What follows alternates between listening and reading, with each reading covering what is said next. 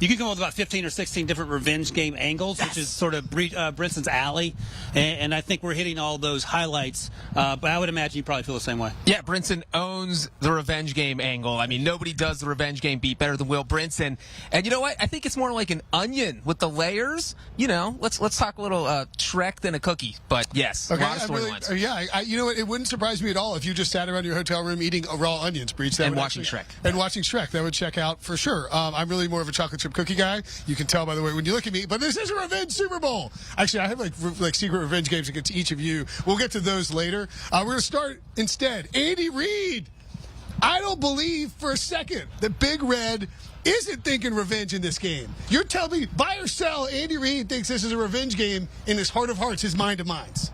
I think Andy Reid is probably more concerned with like finding the best barbecue against the Eagles, obviously his old team. His whole team, but he seems like he's like an old soul. He seems very happy with his lot in life, and playing for the coaching the Chargers with the Chiefs, Patrick Mahomes certainly helps that. But the bigger Andy Reid storyline for me is, if you guys remember a few years ago at the Miami Super Bowl, we did our Andy Reid off the bye dance, and it feels a lot similar to that, but it feels like that's more the issue here than revenge. Andy Reid doesn't strike me as a revenge type guy, sort of the hey Kool-Aid guy running through the locker room. He's more that guy, but he's 29-4 off the bye, Breech, and I feel like that's more important than him getting quote-unquote revenge on the team that he leads in coaching victories when he left Philadelphia.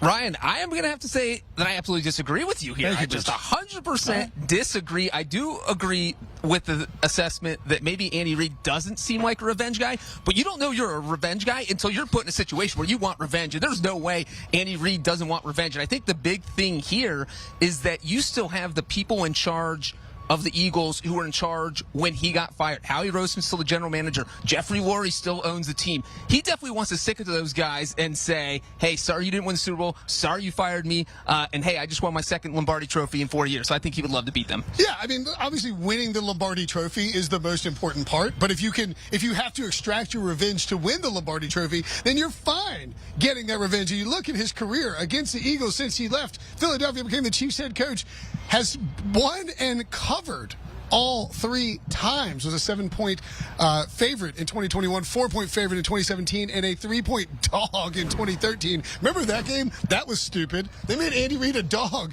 at the Eagles. He obviously covered, won the game. Andy Reid, I think I agree with each of you, actually. Like, Andy Reid has goodness in his heart. He is a this is a true story. He literally met it was Charles McDowell, I think, right, when he was working for SB Nation, introduced himself at the airport, and they exchanged mac and cheese recipes. Like, that's Andy Reid in a nutshell. But the guy wants revenge on Philly. Those people fired him. Howie Roseman ousted him. He wants revenge. He will maybe get it. The other revenge angle here from a coaching standpoint that is fascinating, Andy Reid, I don't think this is being played up enough, frankly. Andy Reid fired Nick Sirianni. No, he fired him. He fired him. He went in. He brought him into his office and said, "You are no longer with the Chiefs."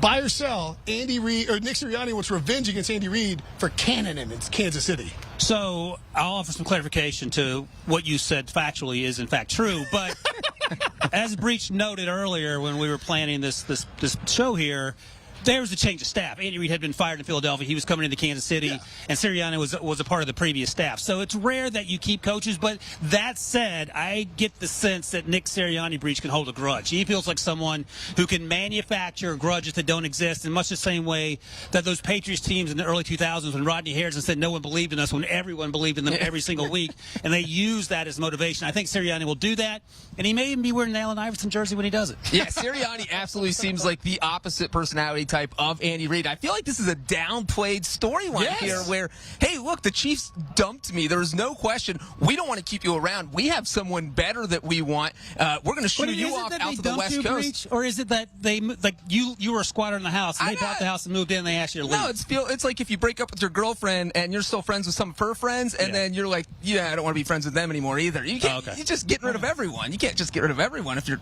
I mean, he had a job with the Chiefs.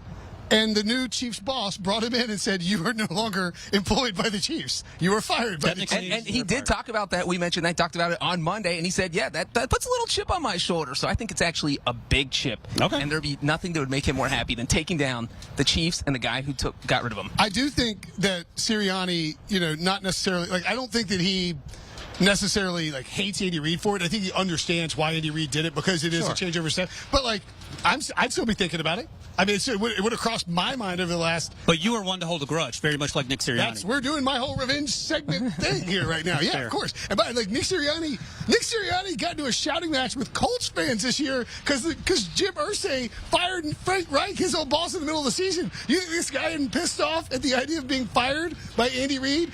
He also might be ticked off a little bit by not being a finalist, Ryan Wilson, for Coach of the Year. Buy or sell, Nick Sirianni wants revenge on people like Pete Prisco who didn't vote for him. No, he definitely wants revenge, but I am of the opinion that while he had a fantastic year, and I'll put this question to you. You can answer in a second, Breech, because I know you are Matt LaFleur's doppelganger. And I would often ask the question, is Matt LaFleur a good coach or is it Aaron Rodgers? And I think that Sirianni actually is, in my mind, done a better coaching job in Philly than LaFleur has. But that's something that you can thumbs down in a second. But in terms of what this means, and you look at the graphic here, Dable has done a lot more with a lot less, and he did it quickly. Doug Peterson, Brinson's guy, same thing, even though they spent some money in free agency and they had their franchise quarterback. And Kyle Shanahan was down to quarterback 27, and they made it all the way to the NFC Championship game. So I think these guys are certainly more deserving. I'd even throw my guy Sean McDermott in there for how they went during the regular season. But I'm okay with Sirianni not being a finalist. That said, Breech, I know he's probably really angry about it. Yeah, we're talking about chips on his shoulder. He probably has about 6 dozen there, and this is definitely one of them. It does feel like a snub, and he loves using snub. He's going to use this in the locker room. He's going to use this to motivate himself. I absolutely think if I'm ranking the top 5 candidates as you get to vote for 5 guys this year, that Sirianni is on my list. Only vote for 3 for the coach. For the So, coach. but either way, I'm Sirianni's on my top 3 list. Yeah, Sirianni's top 3. Because you talk about Dable doing more with less, but the Eagles were 9-8 last year. They won 14 games this year, and even though they didn't have a starting quarterback for 2 of them, and so that's a 5-win improvement over a team that was already good. So that's almost as difficult. They're probably 16-1 with Jalen Hurts. If Jalen Hurts plays every game, yeah. So what I'm hearing here is that Breech has turned on Gardner Minshew. Ooh, what a plot twist. Now Gardner Minshew's got a revenge game on you. There you go.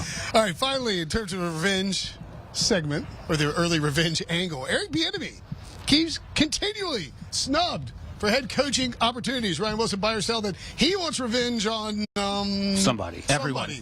No, I'm sure he's pretty frustrated. I went back and there were 10 head coaches hired last year. I think that's right. But I mean, I find it hard to believe that he wouldn't have been a better choice than Nathaniel Hackett in Denver. And, you know, hindsight being 2020 and all that, I get it. Breech's Onion would have been a better choice. Breech's Onion, dressed up as Wilson the volleyball, would have been perhaps a better option. Lovie Smith, one and done, not entirely his fault in Houston. But, yeah, I'm sure he looks around the league. Dennis Allen probably, you could admit, underachieved in New Orleans as well. So he should be frustrated. We'll see what happens this coaching cycle. There've already been a couple head coaches hired, and it doesn't sound like Breech that he's going to be in the mix for some of the finalists from what we've heard, but maybe that changes. So I'm sure he's frustrated, and it's unclear whether he'll be with Kansas City after the season, too. Yeah, well, I think the thing, if you're Eric Bieniemy, is you're pointing to this and putting the 2022 season as the top spot on your resume. You're saying, hey, look, we lost Tyreek Hill. We lost the most explosive receiver in the NFL, and yet, guess what? Still had the most points scored in the NFL, the Chiefs offense did. The most total yards in the NFL, the Chiefs offense did. And you're in the Super Bowl, even though you lost Tyreek Hill. And like you just said, the coaching carousel is pretty much done here. The Cardinals aren't going to hire him. The Colts will do something crazy, but it won't involve Eric Bieniemy. And so, yeah, he's going to have to wait till next year. So it is, I think, if you're him, you're definitely disappointed coming off this season that you didn't get a job. And let's not sleep on the fact that, like, Doug Peterson mentioned for Coach of the Year candidate. We have Mike Kafka is being interviewed for the Colts, like, repeatedly. All these people from the Andy Reid coaching tree just continue to get jobs, right? And Eric Bieniemy just can't get one. I wouldn't blame him for having a little revenge in his heart.